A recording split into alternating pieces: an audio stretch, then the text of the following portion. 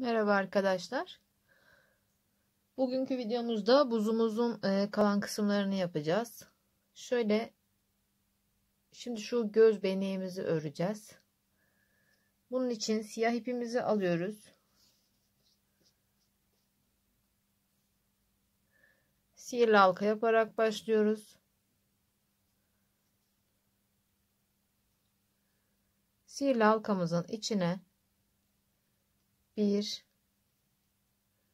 2 3 4 5 6 sık iğne yaptık. Sihirli halkamızı kapatıyoruz.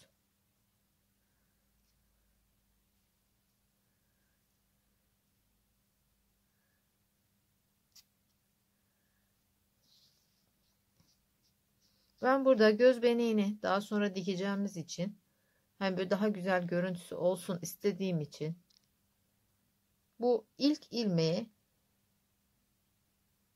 batıyorum ve şu şekilde ilmek kaydırmayla sabitliyorum ve bir zincir çekiyorum. Siyah da çok net olmuyor arkadaşlar, netleştirmeye çalışacağım elimden geldiğince. Şu şekilde ilmek kaydırma yaptım ve hemen bu ilk ilmekten yine devam ederekten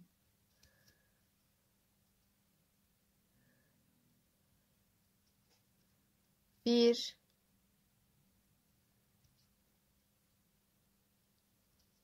2 3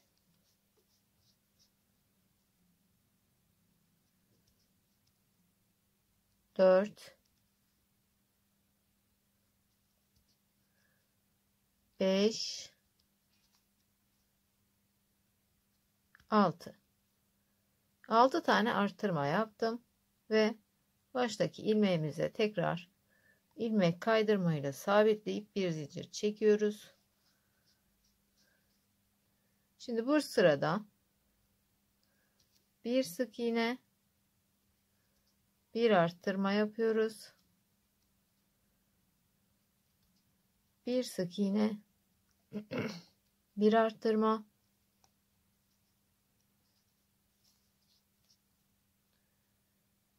bir sık iğne, bir artırma, bir sık iğne, bir artırma, bir sık iğne, bir artırma,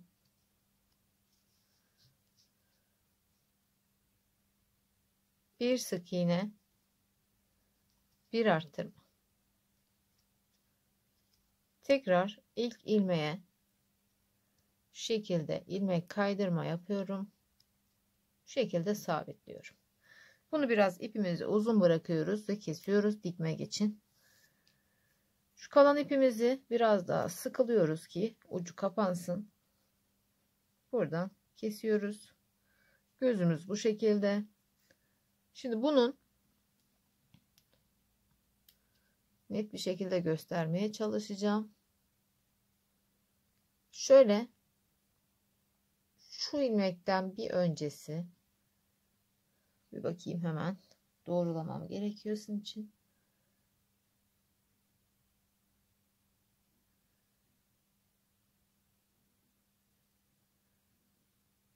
Nereye takmışız?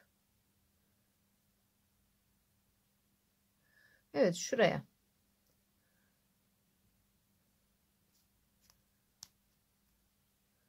Net gösterebiliyor muyum? Şu orta göbekten bir sonraki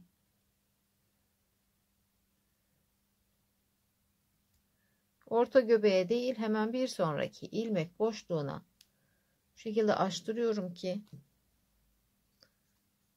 gözlerimiz 6 milimlik. Bunu geçirmek biraz zor olabiliyor arkadaşlar.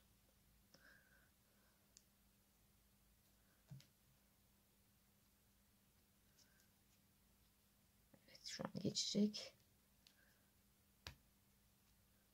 Evet, 6 milimlik şu şekilde Daha net bir şekilde göstermeye çalışayım ben size. Şöyle arkadaşlar. Sanırım şu an net bir şekilde görünüyor. Yani şu göbeğe değil, onun bir sonraki ilmeğine gözümüzü bu şekilde takıyoruz. Evet arkadaşlar, şimdi gözümüzü ördükten sonra göz beneğimizi kafayı göstereceğim. Ama ben kafayı örerek hani uzun uzun anlatmak istemedim. O yüzden hani bu şekilde anlatmak istedim size. Daha kolay olacaktır sizin için de. Şimdi burada sihirli halka yapıyoruz. Daha sonra bir sık iğne, bir arttırma yapıyoruz. Tekrar 2 sık iğne, bir arttırma, 3 sık iğne, bir arttırma ve son olarak 4 sık iğne, bir arttırma yapıyoruz. 4 sık iğne, bir arttırmaya kadar devam ediyoruz. Daha sonra 8 sıra düz örüyoruz. Sihirli halka, 1 sık iğne arttırma, 2 sık iğne arttırma, 3 sık iğne arttırma ve 4 sık iğne arttırma. Bu şekilde sıraları tamamlıyoruz. Daha sonra 8 sırada düz örüyoruz. Burada şimdi gözlerin takılışını göstereceğim. Gözler için şu şekilde tutuyorum. Şu arkada şöyle hafif yana doğru sayıyorum.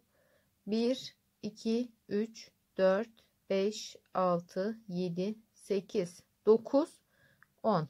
9 ile 10. sıranın ortasından bir ilmeğe şu şekilde açıyorum. Buradan şimdi sayıyorum. 1, 2, 3, 4, 5, 6, 7, 8, 9, 10, 11, 12, 13. Burada 13 tane kalacak arada. Şu 14. 14.'ye şu şekilde ona da yer açıyorum.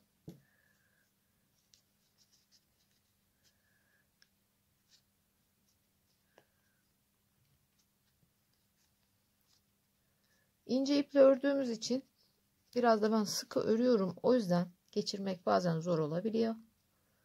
Biraz daha açmam gerekiyor. Dikkat edin bunu yaparken arkadaşlar, hani ipiniz kesilebilir. O yüzden daha böyle küt şeylerle denerseniz açmayı risk almamış olursunuz. Yoksa baştan örmeniz gerekebilir kesilirse.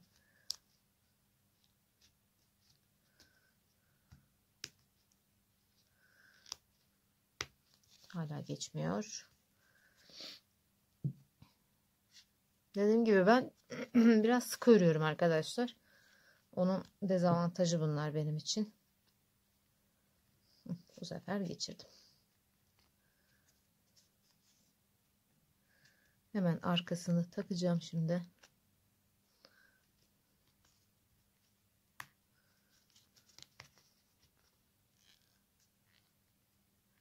Şu şekilde arkasını taktım. Hemen diğerini de takacağım bu şekilde.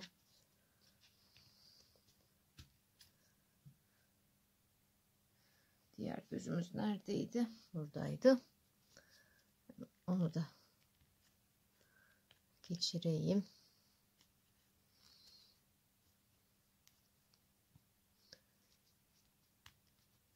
Evet. Ben genelde bunları arkadaşlar, şunları biraz yakıyorum. Hani çakmakla biraz yakıyorum. Şu an çakmağım var mı size göstereyim.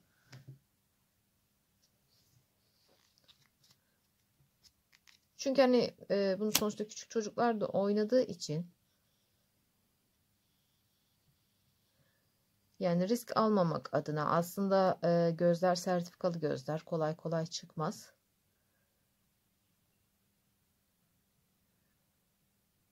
Bu şekilde yakıyorum.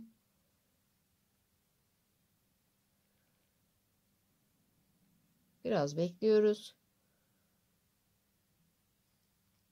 Şu şekilde daha sağlam olduğunu düşünüyorum ben. Şimdi buradan sonra arkadaşlar, ben diğerine de bir yakayım arkadaşlar. Evet arkadaşlar, buradan sonra yine hani arttırmadan bahsetmiştim. Hani 4 sık iğneye kadar arttırmıştık. Şimdi 4 sık iğne bir azaltma şeklinde. Yani bu sırayı 1 2 3 4 4 sık iğne, bir azaltma. Bu şekilde bu sırayı 4 sık iğne bir azaltma olarak tamamlayacağız. Evet arkadaşlar, burayı 4 sık iğne bir azaltma olarak bitirdim. Şimdi burada da 1 2 3 sık iğne, bir azaltma. Bu sırada da bu şekilde 3 sık iğne bir azaltma olarak tamamlayacağız. Evet, 3 sık iğne bir azaltmayı da yaptık. Şimdi bu sırada da 2 tane sık iğne, 1 2 sık iğne, bir azaltma yapıyoruz. Bu sırayı da bu şekilde 2 sık iğne bir azaltma olarak tamamlıyoruz. 2 sık iğne bir azaltma sıramızı da tamamladık ve burada son olarak 1 sık iğne,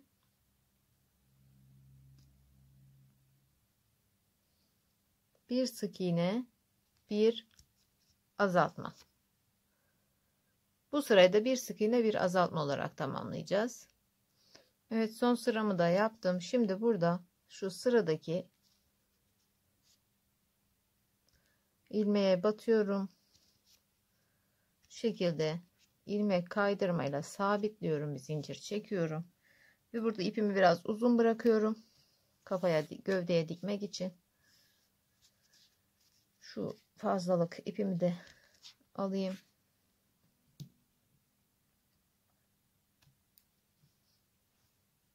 Şimdi burada artık bu kalan boşluğumuzdan, hatta siz bunu aslında bu son bir sık iğneyi yapmadan önce de biraz doldurabilirsiniz. Hani size kolaylık olması açısından. Ben videoyu bölmemek adına çok fazla, o yüzden hani orada doldurup tekrar devam etmedim. Son bir sık iğne bir azaltma kaldığında doldurursunuz. Sonra son bir sık iğne bir azaltmayı yapar, biraz daha desteklersiniz. O şekilde de pratik olur. Ben bunu doldurayım, sonra dikimlere geçelim arkadaşlar. Evet arkadaşlar, gözün bir tanesini ben şöyle diktim. Diğerini de size göstereyim. Şunu birazcık şöyle hafif yüzüne çapraz şu şekilde tutuyoruz. Burada artık şu şekilde bir buradan bir gözden bu şekilde alarak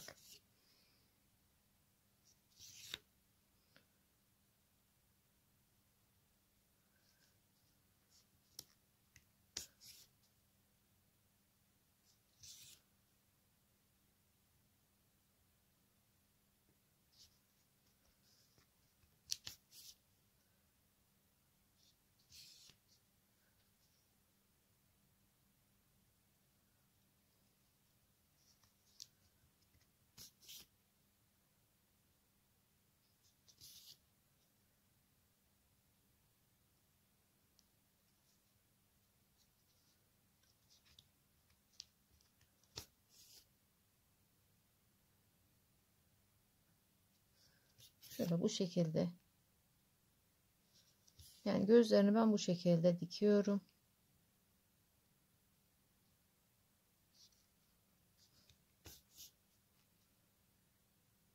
Farklı yöntemlerde izleyebilirsiniz tabii ki. Nasıl hoş gelirse gözünüze öyle dikin. Nasıl muntazam duruyorsa sizin gözünüzde.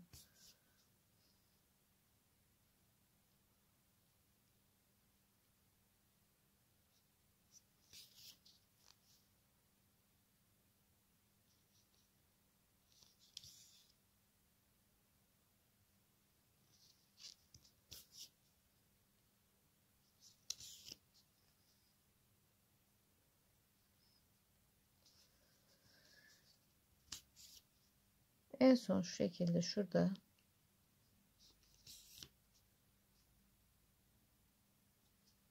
şöyle sabitlemek adına biraz bir taraftan bir tarafa geçirerek daha sağlam bir dikiş olması adına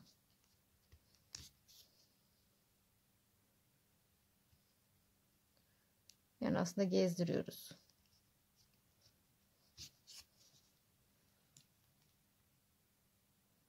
Bunu keselim. Şimdi bir gözünün şeyini göstereceğim size.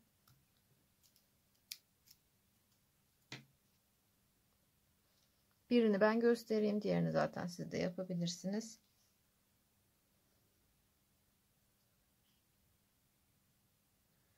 Şöyle düğüm attım. Ucuna küçük bir düğüm. Şimdi ben nasıl yapıyorum size onu hemen göstereyim. Şöyle.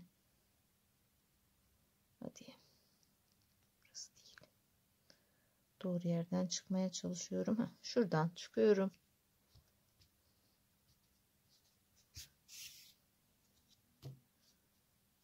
Sonra şu taraftan batıyorum. Tabi burası biraz zorlayacaktır. Çünkü şu ortadan çıkmam gerekiyor. Hatta şuradan geçirebilirsem size göstereceğim. Yani hani el işçiliği işte bu. Biraz da küçük şeylerde daha zor oluyor tabii ki. Keşke örmeyen, satın almak isteyen arkadaşlar önce videolarımızı izleseler. Yani nasıl yapıldığını. Ben buradan çıktım arkadaşlar ama buradan çıkılmayacak. Neden buradan çıktım? Çünkü buraya dönemedim. O yüzden önce buradan çıktım, sonra buraya geçireceğim. Şu şekilde ortadan çıkmam gerekiyor yani. Şöyle. Tekrar aynı yerden batıyorum. Gördüğünüz gibi. Şimdi burada altında şey var. Malum gözün klipsi var. O yüzden tabi bunu çok çekmiyoruz. Ben biraz fazla çektim. Onu biraz çıkarayım. Çok çektiğinizde çünkü toparlanır. Heh. Şu şekilde göz kenarını bu şekilde işliyoruz. Bunun diğer gözünü de ben kendim işleyeyim arkadaşlar. Çünkü gördüğünüz gibi zor oluyor biraz. Ben göstermek için yaptım. Şimdi kulak örelim arkadaşlar. Kulaklarını örelim. Kulakları şu şekilde. Ben daha önce bir tane örmüştüm.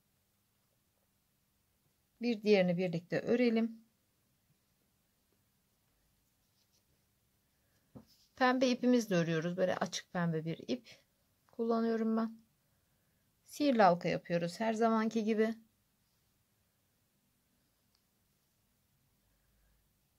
Sihirli halkamızın içine 1 2 3 4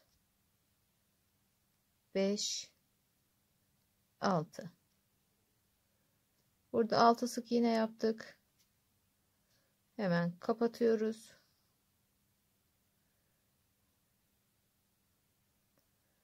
Biraz gevşeteyim. Hadi ama. Evet.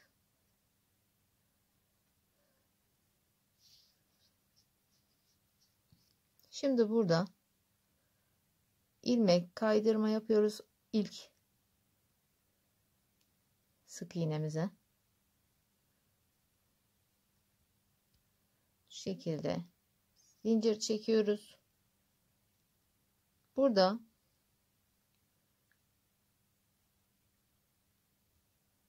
altı tane arttırma yapacağız.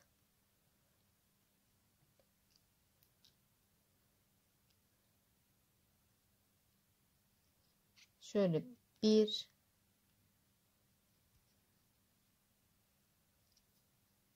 2 3 4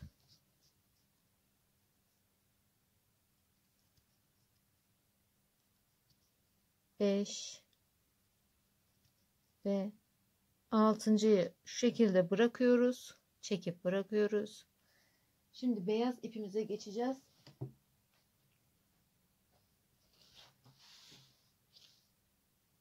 Evet, beyaz ipimi aldım. Beyaz ipime geçiyorum burada. Şu şekilde arkadaşlar, şuradan alıyoruz. Şöyle çıkarıyoruz. Evet, şu şekilde ve hemen şu sıradakine yine ilmek kaydırmayla sabitliyorum. Şimdi buradan örerken şu ve şu ipimizi şöyle içinde yürütüyoruz biraz. Bir sık iğne, bir arttırma. Şimdi bunu çekebilirim. Bu şekilde devam ediyorum. Bir sık iğne, bir arttırma, bir sık iğne, bir arttırma, bir sık iğne, bir arttırma, bir sık iğne, bir arttırma, bir sık iğne ve bir arttırma yapıyorum. Şimdi şu iplerim biraz sıkılıyorum. Burada sıradaki ilmeğimize yine ilmek kaydırmayla yapıp kapatıyoruz. Biraz uzun ip bırakıyoruz dikmek için. Şu kalan iplerimizi de keselim.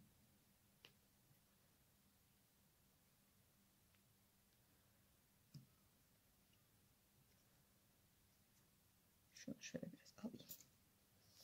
Şu şekilde iğnemizi alayım ben hemen.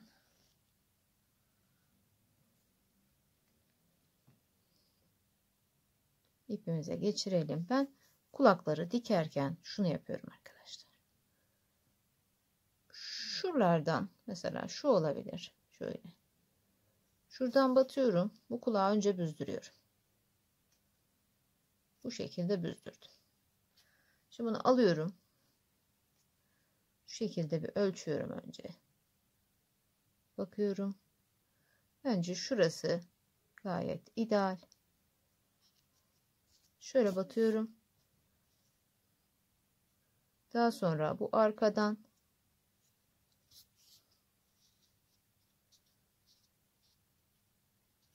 hemen şu bir üst ilmekten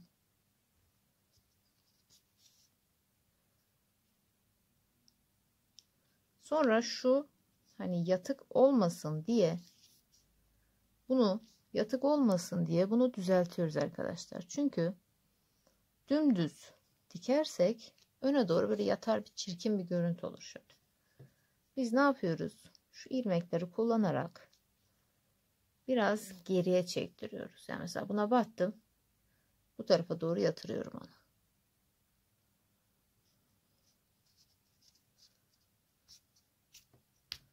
Yani şu şekilde yatırmış oluyorum. Şu iplere bakmayın. Bunları keseriz. Bunlar fazla ipler de oradan çıktılar sadece. Onları ben hemen keseyim. Şimdi mesela şuradan. Yani dediğim gibi benim hani demek istediğim şu size arkadaşlar. Hani diyorum ya, nereden düzgün görüneceğini düşünüyorsanız oradan dikişini yapın. Mesela ben şuradan batarsam bence hoş olacağını düşünüyorsam ben buradan bunu batarım. Şu şekilde hemen ön ilmekten batarım.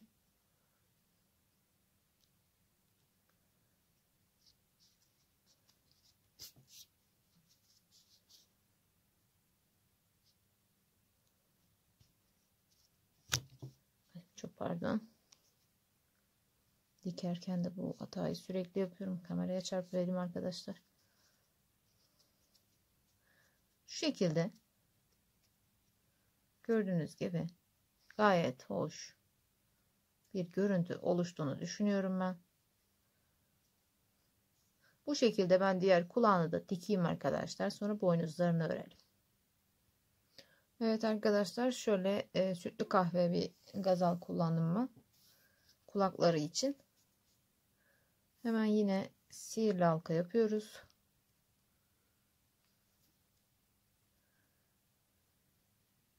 Bir, iki, üç, dört, 5, 6 sık iğne yaptık. Hemen bunu kapatıyoruz.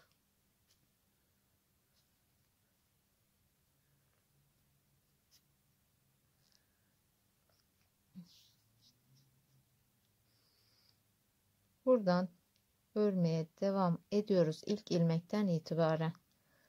1, 2, 3, 4. Bu 4'ten sonra bence şunu keselim ve bunu çevirelim. Çünkü kapattıkça daha zor olacak çevirmesi. Şu tırnaklarım benim şu an gösteremiyorum ama yani şu tırnaklarım benim o yüzden kırılıyor bazen. O yüzden 4 sık iğne de çevirirseniz daha kolay döner. 4,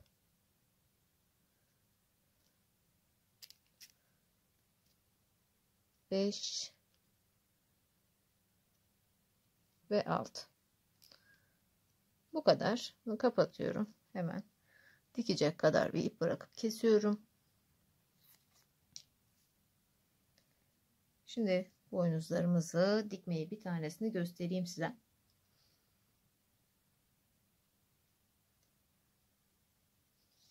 Şöyle. Şurada herhangi bir yere şöyle kulağının dibinden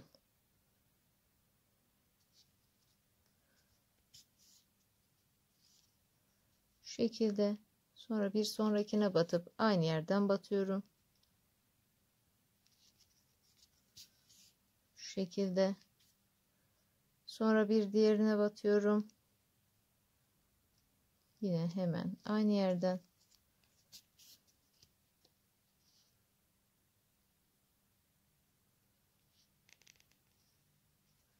Dediğim gibi neresi güzel gelir, nerede bakın hoş durursa dikim şekline göre. Hatta ben şurayı genelde boşluk kalıyor. Çünkü hani üstten almıyorum. O yüzden genelde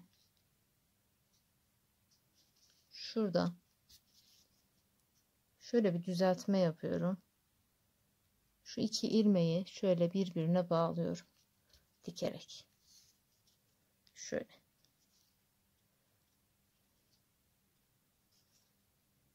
Neyse, bu ipi ben sonra takayım. Hemen diğer kulağımız burada.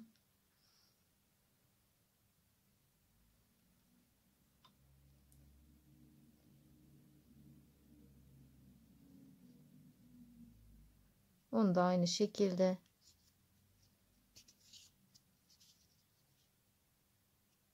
buraya şu şekilde bir buradan bir buradan alarak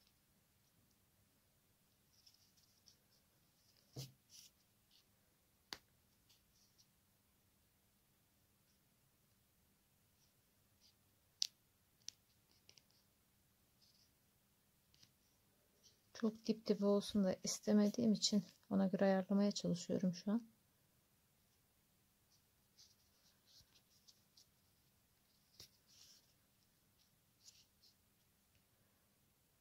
Yani bu küçüklerde dikim inanın hani büyüklere göre çok daha zorlayıcı olabiliyor. Çünkü alanınız dar dikmek için. Dikeceğiniz parçalar çok küçük olduğu için elinizi acıtabiliyor.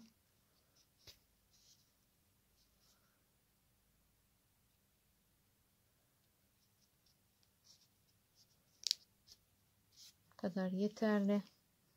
Hemen şunu da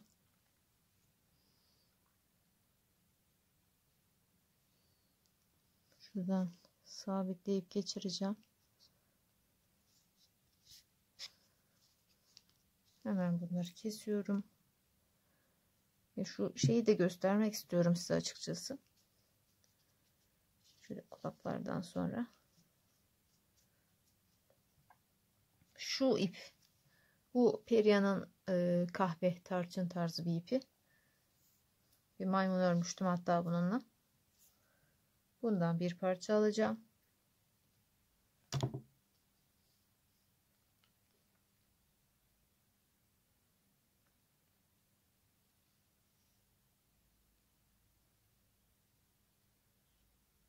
Hemen şöyle küçük bir düğüm attım. Şuradan bir yerden geçireyim. Şöyle.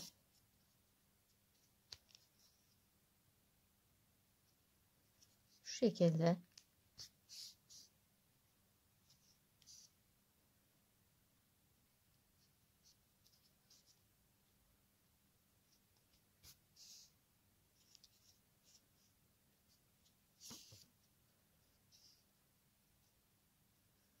Bir tane de bu tarafa yapayım.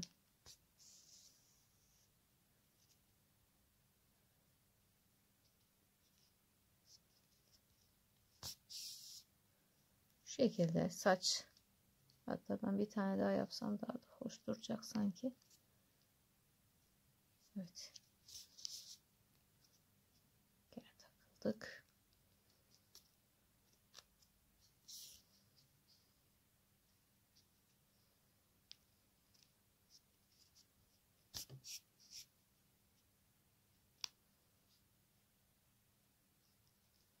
Bu çok oluyor kulaklara takılma işi. Evet arkadaşlar, bu şekilde bunu birazcık şöyle gezdiriyorum. Çok zaten içi sıkı dolu olduğu için kolay kolay çıkmaz. Bu şekilde şimdi ağzını yapalım hep birlikte.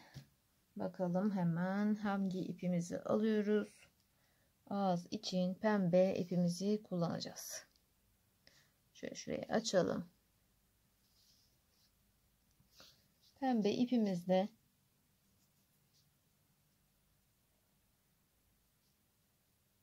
başlıyoruz. 1 2 3 4 5 6 zincir çektik. İkinciden itibaren 1 2 3 4 sık iğne ördük. Sonuncuya 1 2 3 kez battık. Hemen karşı tarafa geçiyoruz. 1 2 3 burada son kalan ilmeğimize 1 2 sık iğne yapıyoruz. Şunu ben keseyim.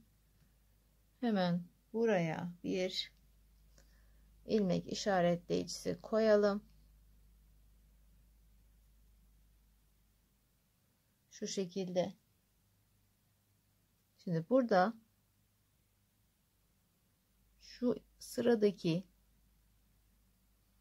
batmaya çalışıyorum. Şu sıradakine bir tane arttırma yapıyorum. Daha sonra 1 2 3 sık iğne yaptım. Bu 3 tane ilmeğimize 3 arttırma yapacağız. Bir arttırma,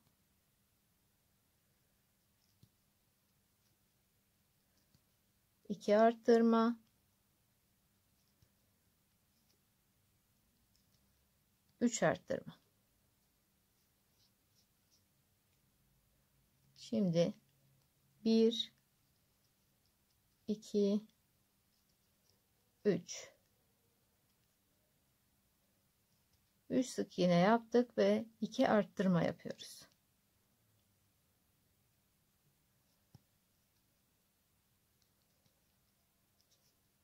İşaretleyicimizi bu tarafa aldık.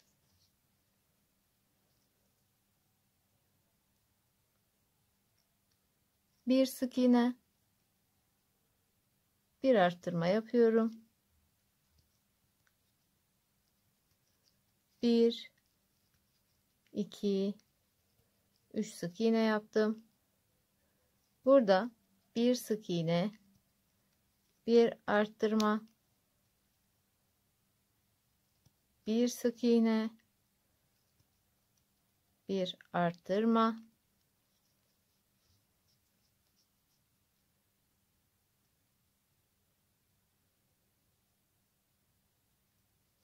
bir sık iğne, bir arttırma, 3 sık iğne, 1 2 3. Burada tekrar bir sık iğne, bir arttırma, bir sık iğne, bir arttırma.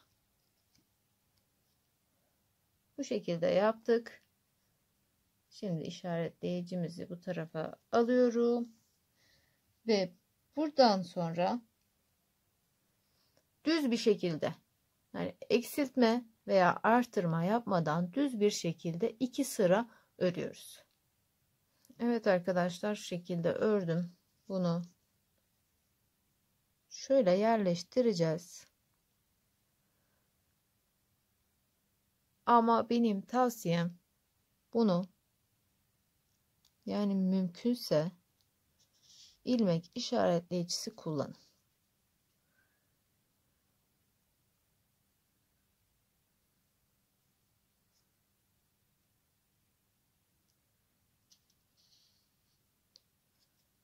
Ben şimdi çok saplayamıyorum. Arkadan çıkacak. O zaman da elimizi mahvediyor.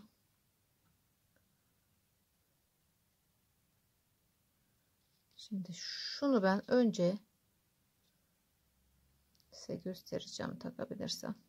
Şuradan çıkıyorum ki şurada biraz kaybolsun.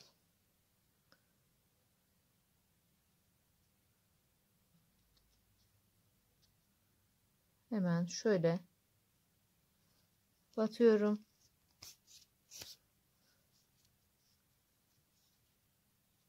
Daha sonra tekrar bir sonraki ilmekten ve batıp çıktığım ilmeğe batıyorum. Şu şekilde.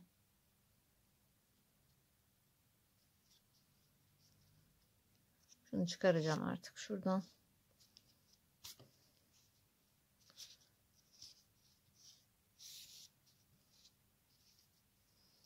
Yine hemen sıradakinden ve batıp çıktığımdan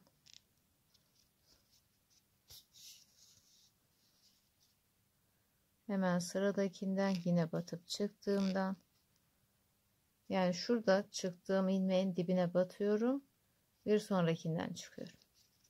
Şunun dibinden batıyorum yani. Buna batıyorum hemen, bundan ve bundan.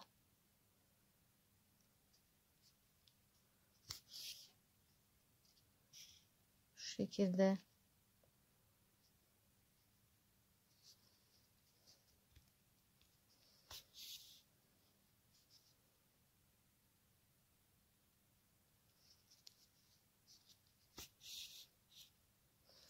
Hatta mesela bazen şunu itiraf etmeliyim, hani bazen atladığım ilmekler bile oluyor dikmeden. Çünkü öyle daha güzel görünüyor. Bir ilmek zaten ince iş olduğu için çok böyle göze batan bir şey olmuyor. Hani belli bile olmuyor yani.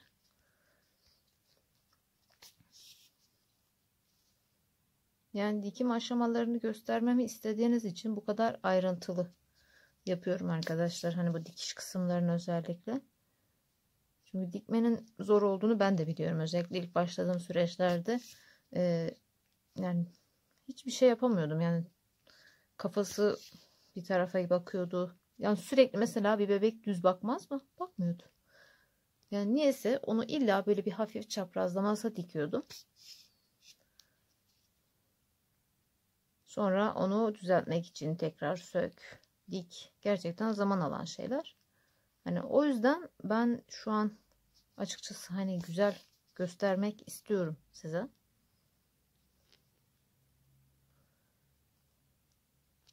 Öğrendiklerimi paylaşmaya çalışıyorum elimden geldiğince. Zaten hani biliyorsunuz herhangi bir sayfam, satışla ilgili çok büyük şeyler yapan bir sayfam yok. Ben hani daha çok seviyorum. Hobi olarak uğraşıyorum. Gerçekten çok severek yaptığım bir iş.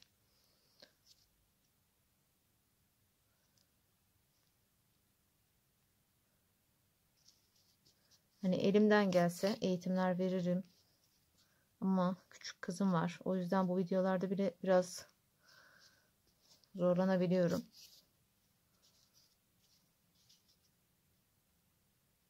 O yüzden hani videolarımı beğenirseniz gerçekten çok mutlu olurum arkadaşlar.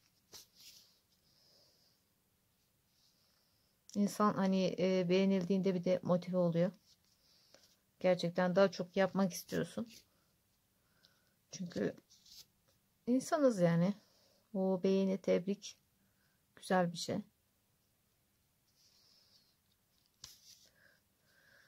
Gördüğünüz gibi arkadaşlar şimdi buradan bu şekilde dikerken şimdi şurada biraz boşluk kaldı ya.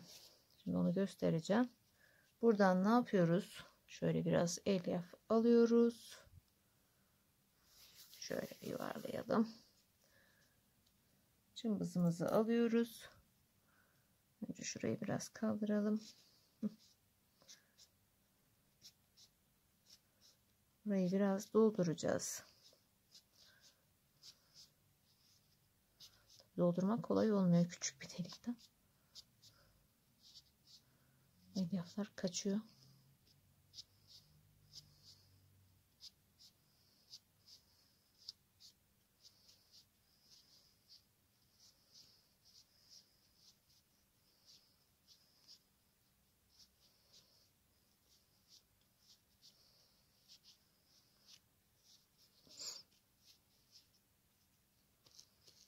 Çok doldurmaya gerek yok sanırım. Şunu alayım ben.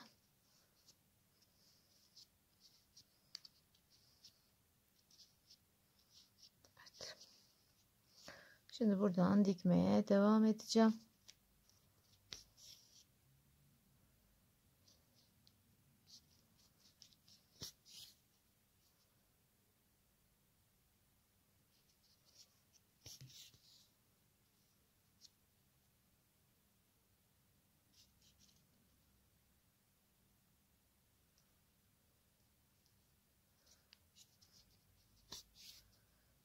Biraz elyafımız dışında kalmış. Onu da itelim.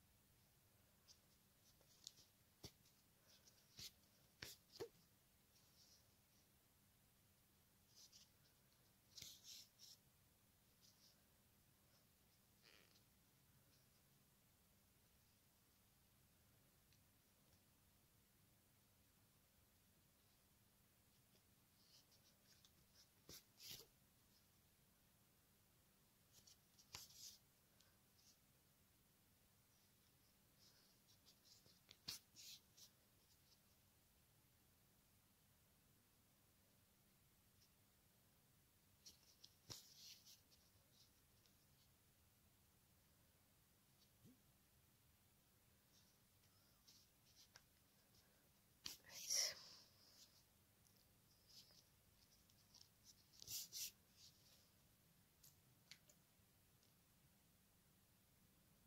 Bu da tamam. Şimdi ben hemen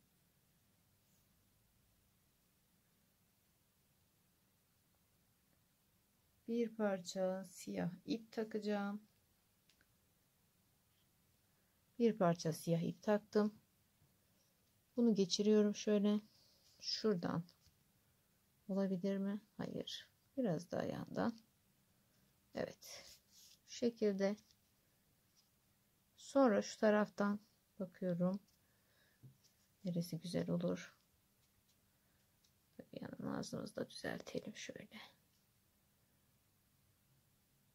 Şurası mı? Şurası mı? Emin olamadım. Bir deneyelim şuradan. Alalım. Şöyle bence gayet iyi olacak gibi. Bakalım hemen. Şöyle. İki yerden şu şekilde tutturuyorum.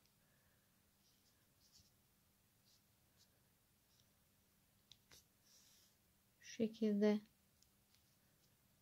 Hemen bunu yine şöyle birkaç yerinden gezdirecektim ki. Neyse ben bunu sonra hallederim zaten.